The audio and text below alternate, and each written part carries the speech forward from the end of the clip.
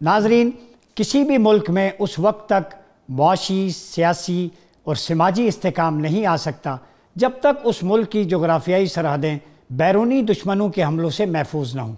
یہ ایک سیدھا سادہ سا فلسفہ ہے اور انسانی تاریخ کے ہر موڑ پر یہ بات ثابت ہوئی ہے کہ کمزور دفاع قوموں اور معاشروں کے نیست و نابود ہونے کا باعث بنا۔ اللہ تعالیٰ نے اپنے آخری دین یعنی اسلام کی بعثت کو کئی تناظر میں منفرد بنایا۔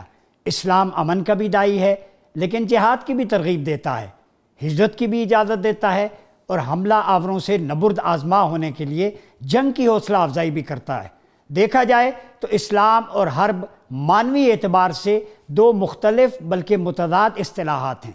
اسلام سے مراد امن و آشتی ہے، جبکہ حرب کو تاریخ میں جنگ و جدل اور تباہی و بربادی سے تعبیر کیا جاتا ہے۔ اسلامی فلسفہ و فکر کا کمال یہ ہے کہ اس نے قدیم نظریہ جنگ کی تطہیر کی اور فتنہ و فساد کی سرکوبی اور ظلم و استبداد کی روک تھام اور امن و امان کے قیام کے لیے پہلی مرتبہ جہاد اسلامی کا انقلاب اور منفرد نظریہ پیش کیا۔ تو آج کا ہمارا موضوع ہے اسلامی ریاست کا دفاعی نظام۔ آج ہم دیکھیں گے کہ ایک اسلامی ریاست کا دفاعی نظام کن اصولوں پر استوار ہونا چاہیے اور مدینہ ثانی یعنی پاکستان میں عسکری اور دفاعی استحکام میں اسلامی فلسفے کو کس حد تک مد نظر رکھا گیا ہے۔ ہم یہ بھی جائزہ لینے کی کوشش کریں گے کہ کیا مدینہ ثانی کو زیادہ خطرہ بیرونی دشمنوں سے لاحق ہے یا 5th جنریشن وارفیئر اور ملک کی اندرونی پیچیدگیوں کا زیادہ سامنا ہے۔ آخر افواج پاکستان کو اسلامی فوج کیوں کہا جاتا ہے؟ ایمان، نظم اور جہاد فی سبیل اللہ کا موٹو کیا ہے اور اس کا ماخذ کیا ہے؟ ناظرین، سورہ آل عمران میں اللہ رب العزت نے ارشاد فرمایا، اے ایمان والو، صبر کرو اور صبر پر ثابت قدم رہو اور دفاع کے لیے تیار و مستعد رہو اور اللہ سے ڈرتے رہو تاکہ تم کامیاب ہو جاؤ۔ یعنی دفاع کے لیے ہمہ وقت تیار رہنا اللہ کے نزدیک کامیاب ہونے کی ضمانت ہے۔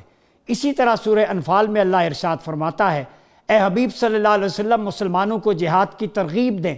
اگر آپ میں سے 20 صبر کرنے والے ہوں گے تو 200 پر غالب آ جائیں گے، اور اگر تم میں سے 100 ہوں گے تو 1000 پر غالب آ جائیں گے، کیونکہ کافر سمجھ نہیں رکھتے۔ ناظرین، جو نادان لوگ یہ سمجھتے ہیں کہ وطن کے محافظ محض مالی منفعت یا مراعات کے لیے اپنی جانیں قربان کرتے ہیں، ان میں سے محض اتنا عرض کروں گا کہ ایک عام سپاہی کے برابر تنخواہ لے کر محض ایک انگلی کٹوا لیں تو ان کی بے سر و پا منطق میں مان لوں گا۔ یہ سوچ سراسر غلط ہے۔ پاک فوج میں خدمات انجام دینے والوں کا مطمع نظر جذبہ جہاد بھی ہے اور وطن سے محبت بھی۔ ہمارے سپاہیوں اور افسروں کی تربیت کے ہر مرحلے پر اسلام کے فلسفہ جہاد کا خیال رکھا جاتا ہے اور یہی سوچ اسے اسلامی فوج بناتی ہے۔ پاک بھارت تعلقات کے تناظر میں پاکستان کے پاس اس کے سوا کوئی راستہ نہیں کہ وہ اپنا دفاع مضبوط سے مضبوط تر کرے۔